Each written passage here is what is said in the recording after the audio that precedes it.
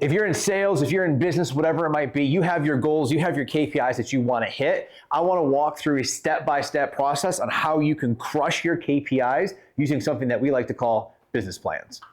So I think a lot of people in business and sales, whatever it might be, they're going to have their own goals that they want to hit. How are they going to accomplish it? And the most common way for someone to set a goal or realize a goal as possible is that they look at the target and then they reverse engineer it and say, oh, I only need 6 closes at $10,000 to make $60,000 a month.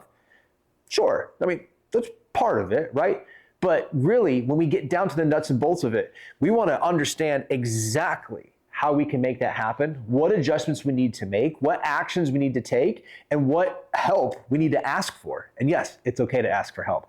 So over the next couple of minutes, I'm going to be giving you a 7-step process that's going to help you design a monthly business plan so you know exactly what it is you need to do to go out and crush your goals and put success on repeat.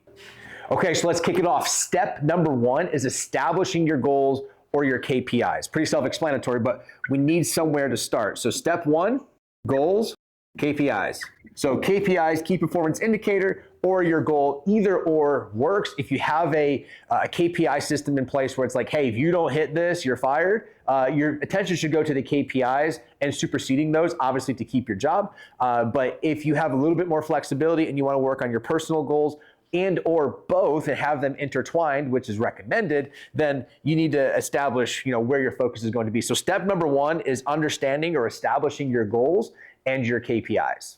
Okay, so step number 2 is know your data. You have to know your numbers, and it's not just what the goal is or your reverse engineering of that goal, but it is looking at the entire process. So if you're in sales, you're looking at what is my schedule rate? What is my show rate? What is my close rate? What is the qualified rate? What is the average cash collected? What is the cash per call? What is the cash per actions that I am taking? And understanding the ins and outs of everything within the process so you can see areas of improvement, areas that you're strong, and help you accurately predict what your projections are going to be.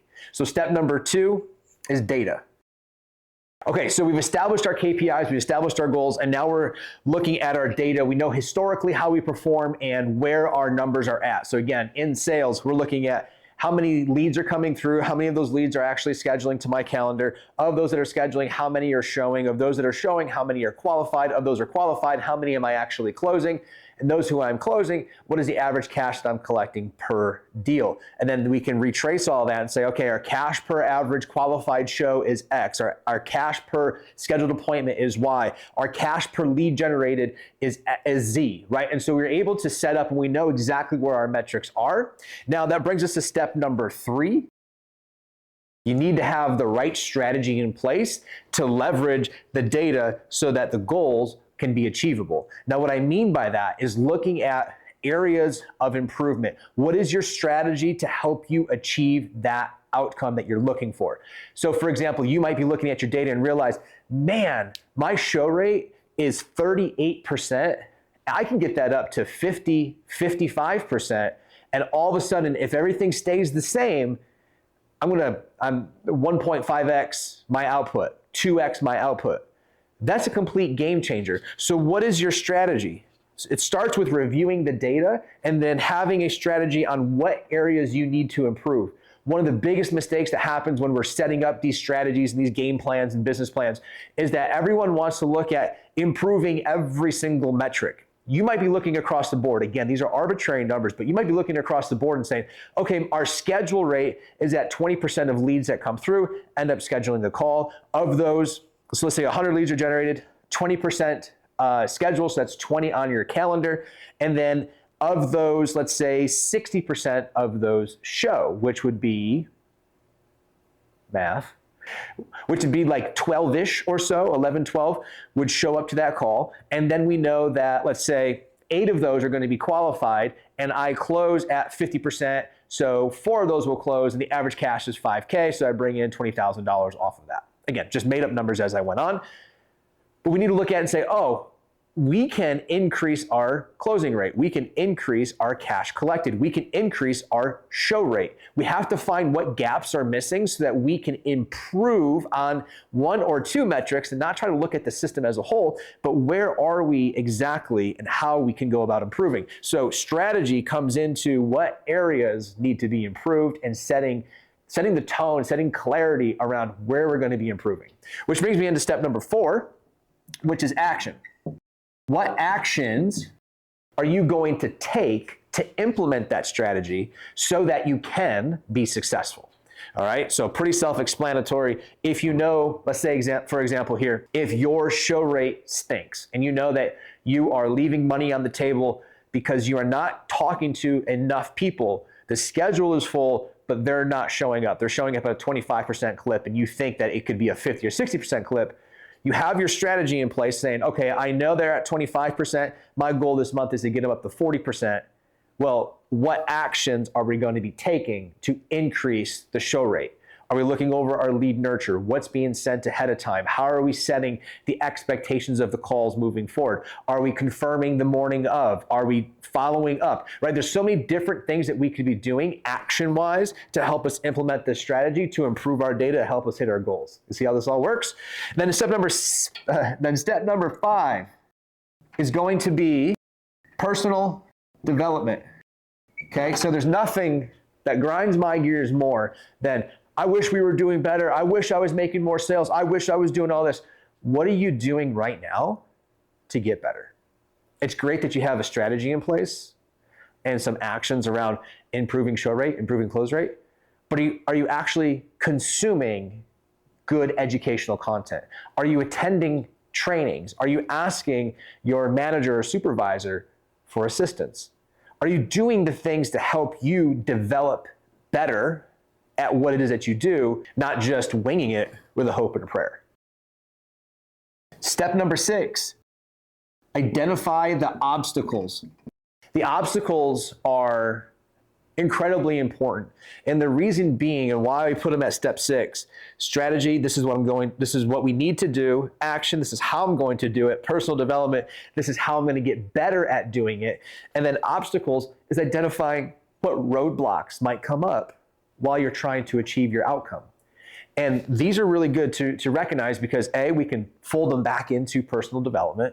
We can go ask for help from our manager or people who are there to assist us. Or if you have a coach or a mentor, you can go to them and say, I want to increase my show rate to 40% from 25%, but I feel like I don't have enough time in the day to do this. Is there a way we can go about either getting assistance, working in some automations, making it more efficient, whatever it might be, right? So what are the obstacles that you foresee coming up? This could also be a seasonal thing.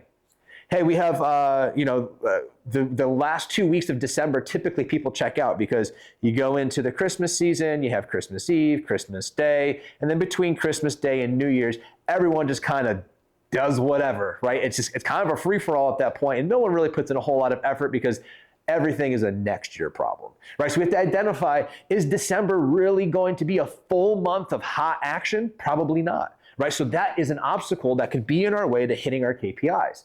And so we have to realize seasonal, calendars, holidays, actual obstacles we're running into in terms of our actions and strategies and the systems that we're currently running. So we have to identify what is standing in our way and how we can overcome that. If we can't overcome that, bring it up. How can you get support to help you overcome that, or maybe re-strategize how we're going about setting our goals and our KPIs.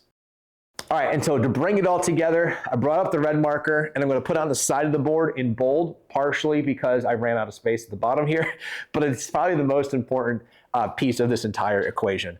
And that is going to be step 7, which is personal responsibility. Okay, there's not enough of that in this world. And people will draw beautiful game plans and they'll do reverse engineering and they'll say, oh, this supports that, and here's the strategy, and here's the action. And you didn't hit your KPIs. What happened? Like you weren't following through on the strategies. Well, it's not my fault.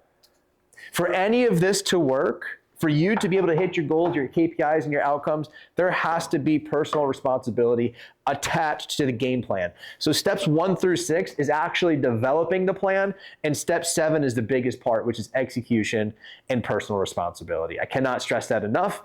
If you do not have the personal responsibility, do not complain when the outcome isn't where you want it to be. All right, guys, so that is how we like to create our business plans. If there's any questions, obviously let us know. So let's make sure that when we're creating these business plans, ideally, we're probably doing this on a monthly or quarterly basis where we can look at larger data sets. It depends on how your brain likes to operate. Personally, I would like to do it every single month and have shorter time frames that I'm looking at, but making sure our goals and outcomes and KPIs are set, making sure that we have data to support and understand exactly where we're at, where we need to improve, and where we are strong. What is the strategy for improvement? What actions are we going to be taking to implement that strategy? What is the personal development that we're going to put behind that to get better? Reading books, taking courses, talking to a mentor, talking to someone who actually has a higher show rate, higher close rate, whatever it might be. What are the obstacles that we foresee possibly happening so that we can be proactive in overcoming them? We can ask for help. We can strategize around them. We can anticipate them happening so that we don't get caught on our heels and become reactive. And then step number 7, personal responsibility, making sure that you are taking responsibility and accountability for yourself, for your actions, and for your outcomes. I'll see you on the next video.